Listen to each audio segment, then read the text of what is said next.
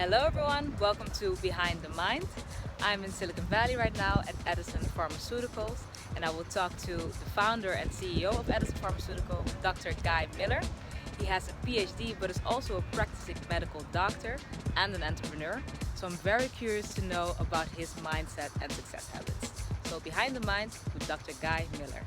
Welcome to Behind the Mind. I'm sitting here with Dr. Guy Miller, Chairman and CEO of Edison Pharmaceuticals in Silicon Valley. So thank you for having me here. My first question to you is, what is your personal mission?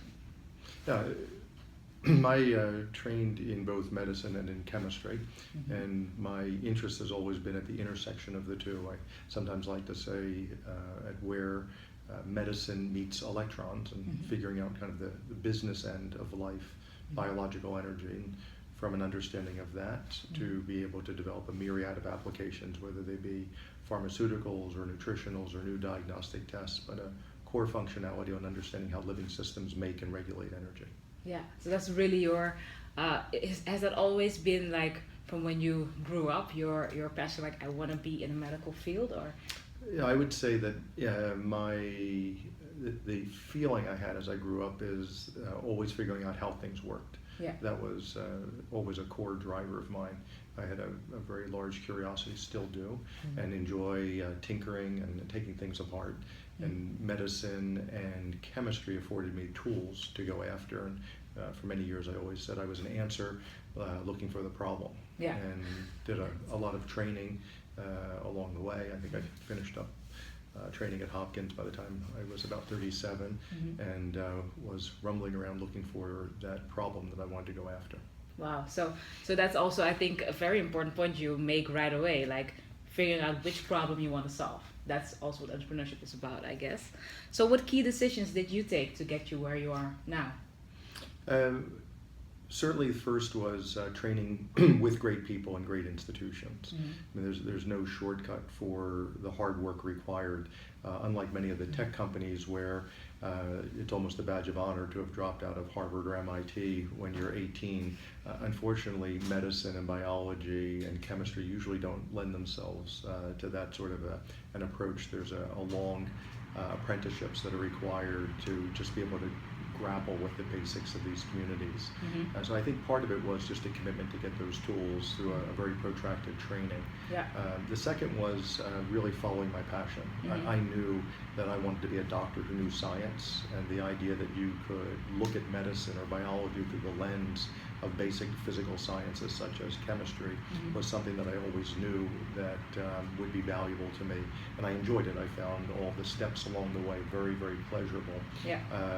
It wasn't until later that I understood how in some ways prescient that training was, and then we were beginning to develop all sorts of very interesting biological tools to unlock medicine, but we were lacking basic chemical ones, which by dint of hard work and luck, I happen to at least have a cursory understanding of those skills.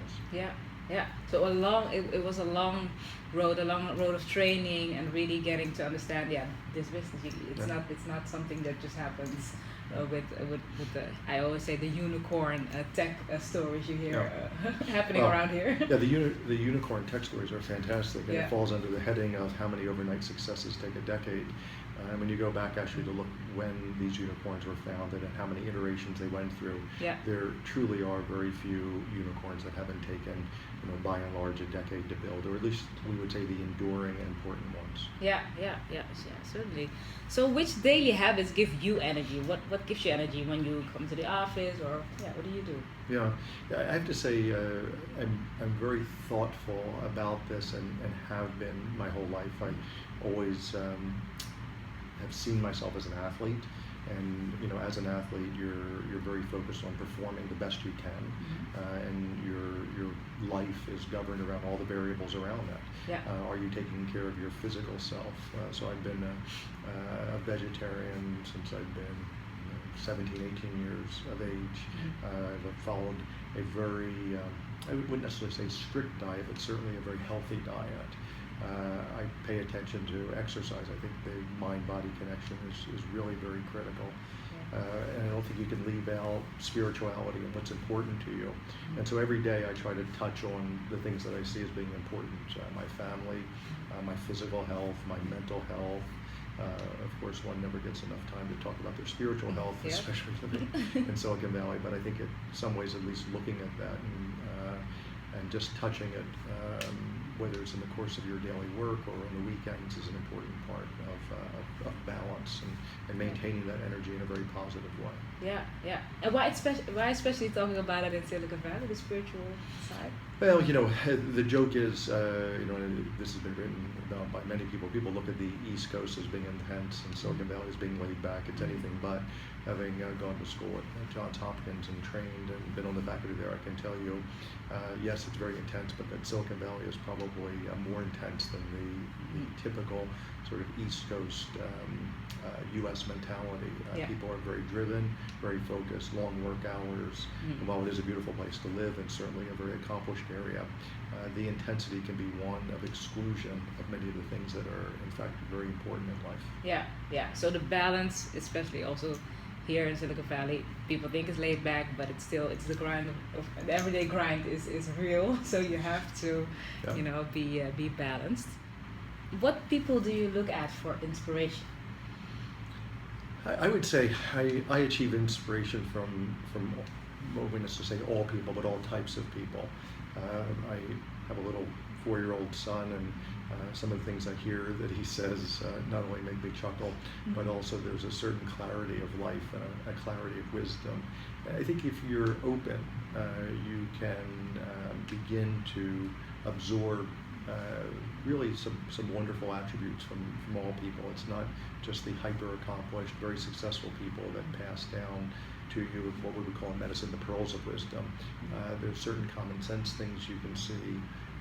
Here at Edison, I enjoy being part of a very, very diverse team where people are looking at problems from very different vantage points. And I would say that part of the function of our community here really is this sort of multidisciplinary, what we call, open, honest, transparent environment where people feel engaged and free to share ideas, and that's the sort of environment that I enjoy being a part of. Yeah, great. So, what is the best advice? Let's call it business advice you ever had. Yeah, ignore business would be probably the best. I think there's this temptation to want to segment one's life into this. You'll hear many times about work-life balance, and I think that concept, certainly in the spirit of entrepreneurism, which subsumes that you have a certain amount of financial capital, intellectual capital to do things. You're not being tasked with finding your basic human needs, food, clothing, shelter. So assuming all of that's taken care of, and we're talking about best advice, the best advice that I give folks is that they shouldn't look at work-life balance. They should look at just life balance. And they should be pursuing things that they find meaningful, important to their life. And that if you're looking at it as an arc of life, as opposed to a segmented part of life, that you'll be able to endure all the ups and downs because it's part of the continuity of how you live your life on a daily basis. And it has true fungible meaning to you, that you find this important, and there isn't this artifactual process of earning money and becoming famous on one side of your life, and then feeling somewhat vacuous that you did not do something important, and then trying to find meaning somehow in this other part of the life. And so that these two lives, in fact, are the twain that never meets. A hyper-competitive search for amounts of resources, followed by another part which has meaning. I think, in fact, they should both be connected. The Japanese have an expression, ikigai, which is sort of this continuity of major forces of life. And I think the best advice I can give someone who's trying to do something hard and start something is to look for continuity, look for what their real purpose is. Yeah. So look for the continuity. But how? But yeah, that's also a question I then pops in my mind. Like, how do you do that? How do you find? It's no. There's no clear-cut answer, of course. But how do you get to that point? Like, this is really what I'm supposed to do. Yeah. So I always say it's part of that process is putting yourself in the direct path of success. So the first thing you can do is certainly remove yourself from the path of failure. So you can look at where you want to go, what you feel is important, where you want to put your energy, and ask a very simple, almost an inventory question. Am I doing things that certainly aren't beneficial to that? So if I want to be a runner, am I in the gym running? Am I fit? Am I monitoring my weight? Am I monitoring my nutrition? So if I'm eating carelessly, if I'm not working out and I'm not doing strength training, well, chances are you're not going to be a good runner. Yeah. So I think an analog of when in holes stop digging. So if you want to go someplace and where you're putting yourself is not taking you there, you've got to just stop doing that. Number one. And then you've got to put yourself in the way of success. So to continue the analogy, are you hanging out with runners? Are you actually in the gym with like-minded athletes? And the more and more you put yourself in an environment that is emulating the sorts of people, the sorts of winning mentality, the success, you now open up your mind to see things that otherwise you couldn't see because you're not so cyclically burdened by trying to run away from the things you're not doing. And I find that the more a person is able to open themselves up and see that clearly, the more success finds them. And it's a process, and it's not necessarily an easy one. But that's how I would break it down. Amazing. I think it's very, very important point. Just to summarize it, you say like the habits you do, or things you do, are they taking you in the direction of where you want to go? So just really be, no nonsense approach. Like, am I doing the things that get me there? And also the environment, that's so important. The people you surround yourself with, because it rubs off on you like almost automatically. Correct. Well, there's a metaphor that's frequently used in Silicon Valley. I think I've heard that it probably is not true, called the boiling frogs metaphor, which is slowly turning up the heat and the frog doesn't jump out, or the boiling water, whereas if you throw them in boiling water, they will. I've heard actually they'll jump out of both, but the metaphor still holds that when you're working in an environment that is insidiously damaging to you, where the people don't have the mentality, where they're not pursuing noble things, where they aren't stretching to reach life goals, it's very easy to go along, get along. And alternatively, when you're in an environment where people are aspiring, where there are sets of performance, where people enjoy winning, where people are not discouraged by failure, but see failure as just the last step before breakthrough, then it becomes a very inspiring environment. And so getting the negatives away and engaging the positive is certainly what I always think is the first step to success. And it's a process. Is that also why you chose to have Edison Pharmaceutical here in Silicon Valley? There's no question, yes. Just to be, just to stay in the energy that surrounds. Amazing, I would say that if Silicon Valley had one core competency outside of the infrastructure, and with all the pieces of that infrastructure, they'd be great universities in the Bay Area, the wonderful, now we're serial entrepreneurs, and the sort of picks and shovels around them, the legal enterprise, the financial enterprise, all the things necessary for entrepreneurs to grow and flourish. Silicon Valley has that. Amazing. So what decision you made in your life had the most impact?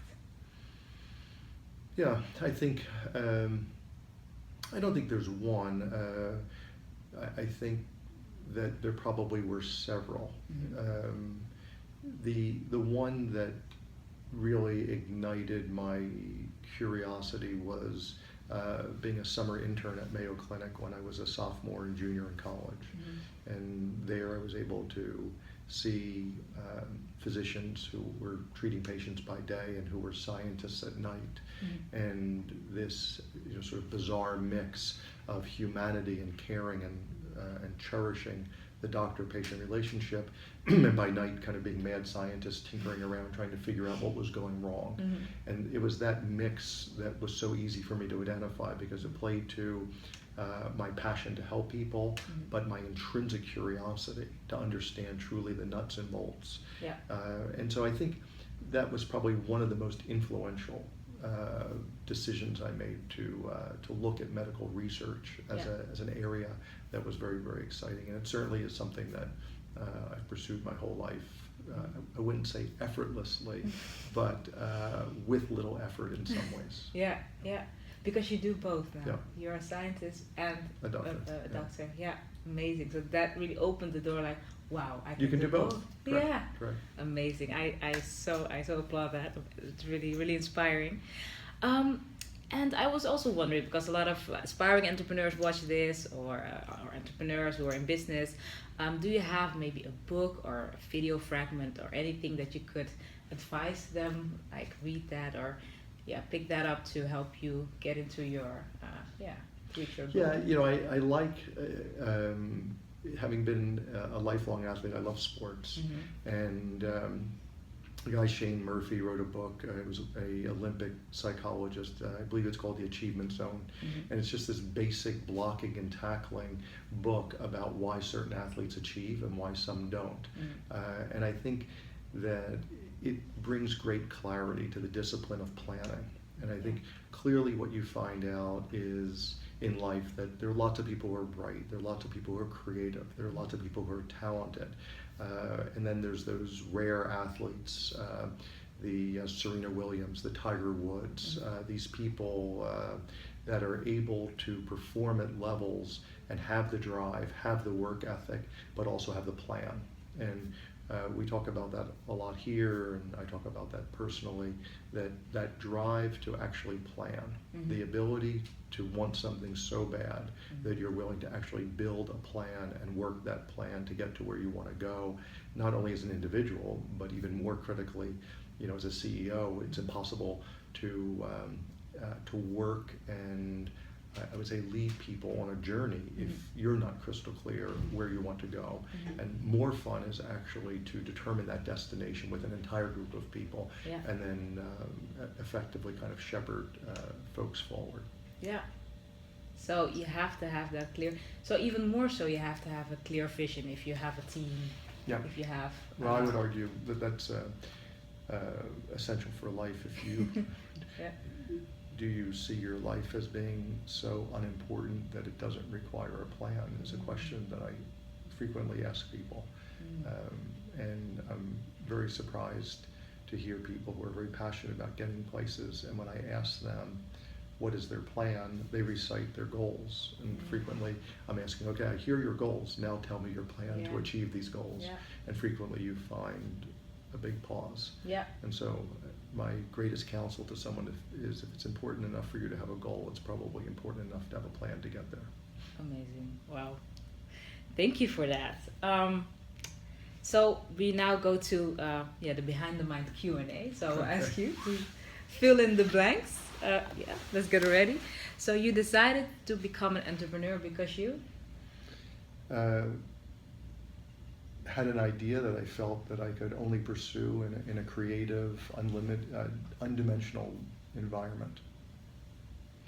Colleagues and business partners describe you as? Driven. In 10 years you are? Working as hard as I am today. What you would advise your younger self is?